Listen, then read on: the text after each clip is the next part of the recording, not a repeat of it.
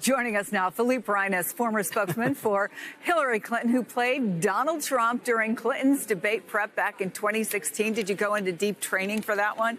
Kind of did. A lot of method acting, immersion into watching the GOP primary debates. There, I think, were a dozen. So you know what the Donald Trump strategy is.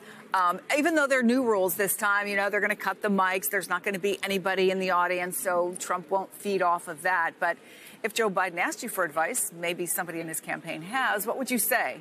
Well, his camp's got some of the best, starting with Ron Klain. But I think you have to kind of approach it that Donald Trump doesn't have a strategy as much as he has a list. There's always a long list of items that are on his mind that he just needs to regurgitate, get off his chest. We all hear them. At this point, we could all do pretty good Donald Trump imitation. It goes back to how badly he was treated in his first term, how badly he's being treated now. And there's this third category of sort of the blur of the economy and immigration. I mean, we have not had two people run against each other who are switching jobs in 134 years. So there's a lot of ways to look at the economic data. There's a lot of pain to go around in immigration. So a lot of numbers will fly. I think Trump's strategy, for lack of a better word, or his guttural intent, is to really get the Biden moment, which he talks about incessantly. It's not a secret, to find some kind of moment that the president looks out of it. And he's going to do that through haranguing and through the negative stuff. But I think he's also going to do it through a barrage of data. Now, it'll be mostly contrived, but he's going to say that he's proud of the economy. And under my economy, you know, the Dow was 1 million and inflation was negative and, you know, items were free.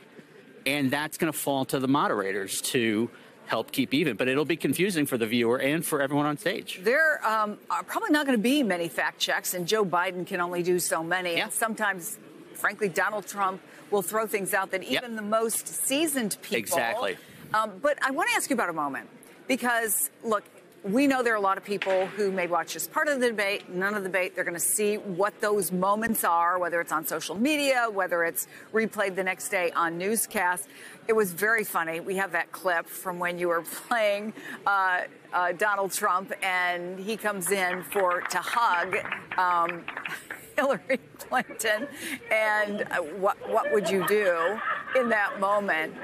I mean, but the fact is, can you really prepare to have a moment that in a positive way goes viral? Probably not, but you can have gone through as many hypothetical moments so that if any of them come up, you will have thought them through. And what's really apt about the clip you just showed is that from the very first moment tonight, we're going to get a real good sense of what's going on because these two guys don't like each other. At all. The animosity is going to boil over. I mean, are they going to shake hands? Are they even going to say hello? I mean, they couldn't in 2020 because of COVID.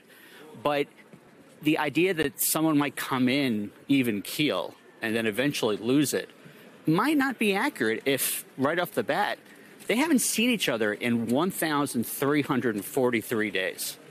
That's a lot of pent up anger. I mean, they might take a swing at each other to start, but, you know, if not verbal.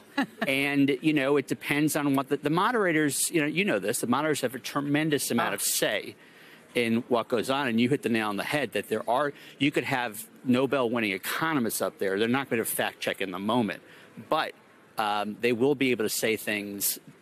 If he says October 7th, the attack on Israel wouldn't have happened if I were president, I assume the moderators will say, you know what, that's just not true. And they wouldn't have been able to do that without the muting, because the muting is really helping the moderators to just kind of process what's being said. I mean, watching those two guys. But is it hurting Joe Biden because sometimes an argument could be made that letting Trump just go, look rude, look a little unhinged, is actually to Joe Biden's benefit? I don't buy this notion that everything somehow redounds to Trump's benefit. Like, you know, he lost in 2020. Did that, you know, is that to his benefit? I don't think so. Look, if you're so worried about what Donald Trump is going to say, he's got 45 more minutes to really undistinguish himself. Joe Biden is at his best when he is talking to people and telling him things. So someone not barking at him from 10 feet away or not being heard is completely at his benefit. And also, there's a kind of funny thing going on where The rule now isn't that you can't interrupt. I mean, that was always common sense in humanity. It's the mute that's new, because he can't control himself. He can't control himself when he's speaking either. Philippe Reines, it's so great to see you again. I'll see you in 2028. All right, thank you. Hey there, MSNBC fans. I'm Luke Russert, and be sure to join me, Rachel Maddow, Jen Psaki, Lawrence O'Donnell, Steve Kornacki, Joy Reid, and many more September 7th in Brooklyn, MSNBC Live Democracy 2024. Click on the link for ticket information. We will see you there.